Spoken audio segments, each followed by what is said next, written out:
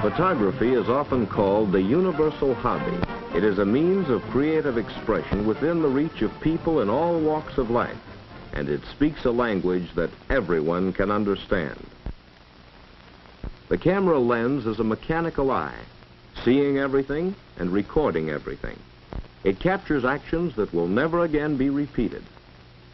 Used with a microscope, it records the strange activities of tiny organisms. With the X-ray, it reveals the structure or function of hidden things. If objects move too fast to be seen clearly by the unaided eye, the camera slows them down so that the action may be studied. In contrast, hours of action may be compressed into seconds. Photography, in one form or another, exerts a great influence on our daily lives. Photographs bring news reports to life. They strengthen the appeal of advertising. They provide entertainment for millions and are an aid to education. Photography as a hobby can lead to photography as a career, and often does. But professional work calls for a lot more than just snapping pictures here and there. For instance, consider the portrait photographer. To make a real success in this highly competitive field, the cameraman must be a practical psychologist who understands the personality of each individual he photographs. People want to look their best, in fact, better than they look. So the photographer must know all the tricks of lighting and of posing the subject. To get good negatives, he must master the chemistry of photography. He should also know how to retouch negatives to remove wrinkles and blemishes. If he can't do this work himself, part of his income will go for pay to a hired retoucher. Making the prints is a most important step in portrait work. And good printing can only be learned through long practice and study. All the previous work and the success of the whole job depends on the final print. If it pleases the subject and her friends, it may lead to more business. And a portrait man must keep busy if he's to make money. The illustrative photographer's work calls for a well-equipped studio and a great amount of skill and ingenuity.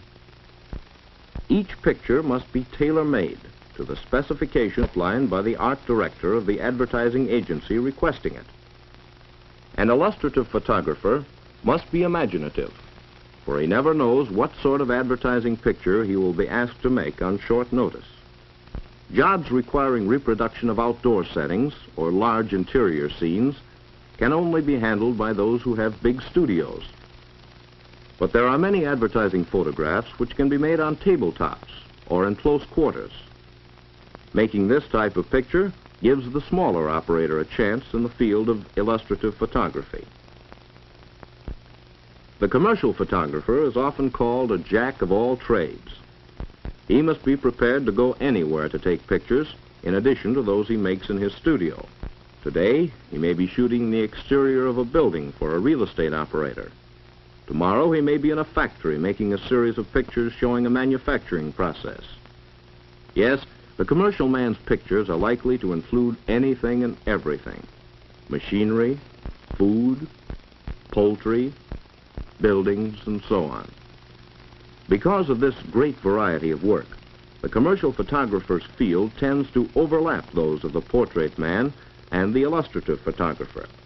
Some of his shots may even be used by the press. But basically, press or news photography is a field in itself. Contrary to popular opinion, a press photographer's life is not just one big thrill after another.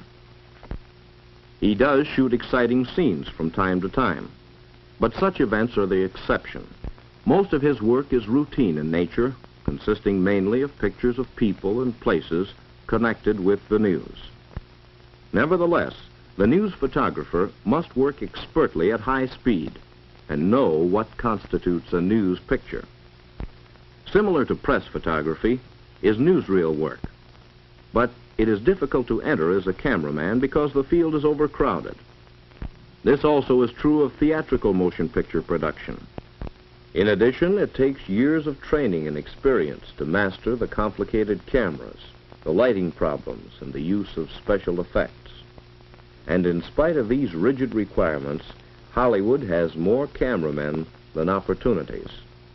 But there are other jobs in motion picture production, not only for the theater, but also in educational, industrial, and other non-theatrical films. There are many small producers specializing in this type of picture.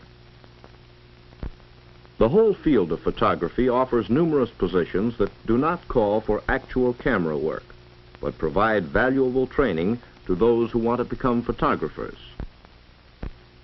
Laboratory or darkroom assistants and technicians have an opportunity to learn how to mix chemicals, to develop films, to retouch negatives, and to make prints. Studio assistants and cameramen's helpers have a chance to learn the practical side of professional work. They become familiar with equipment which the average amateur doesn't use. They learn how lights are placed to achieve the balance between highlight and shadow, which is necessary for all good pictures. Working as a salesman in a photo supply store is another way to gain experience. The best salesmen are those who know photography and are able to answer the customer's many requests for advice. Establishing your own camera shop or photo finishing service is a possibility for one who learns the business and has the necessary capital. Another possibility is working for one of the big manufacturers of photographic equipment and supplies. These factories employ thousands of persons, from machine operators to highly trained engineers and chemists. Persons who are interested in photography can start it as a hobby to be followed during spare time while holding a job or attending school. Some schools have photography departments and camera clubs. Many students acquire practical experience by making pictures for the school paper and yearbook. You can learn a great deal by reading the many excellent books and magazines on the subject. And there are numerous exhibitions where you can learn by studying the work of well-known photographers. There are private schools of photography in the large cities offering complete courses of training to prepare you for any type of professional still work. You may find that you prefer to photograph a certain type of subject. Many photographers owe their success to specialization. It might be still life, babies, animals, aerial views, scenics, railroads, medicine, or fashions. There is almost no end to special subjects, and some amateurs have made their hobby pay by selling prints to photo syndicates or to magazines and newspapers interested in a particular type.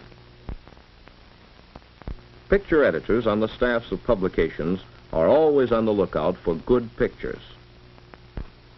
And here, too, is another job for the person who knows photography, the position of picture editor.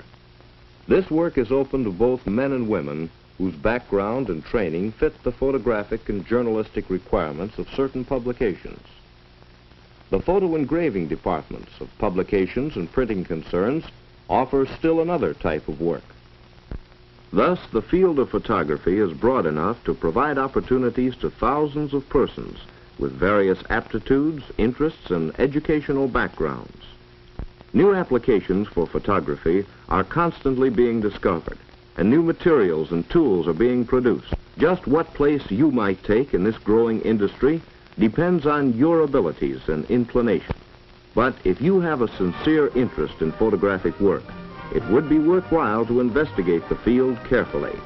Some phase of photography may become your life work.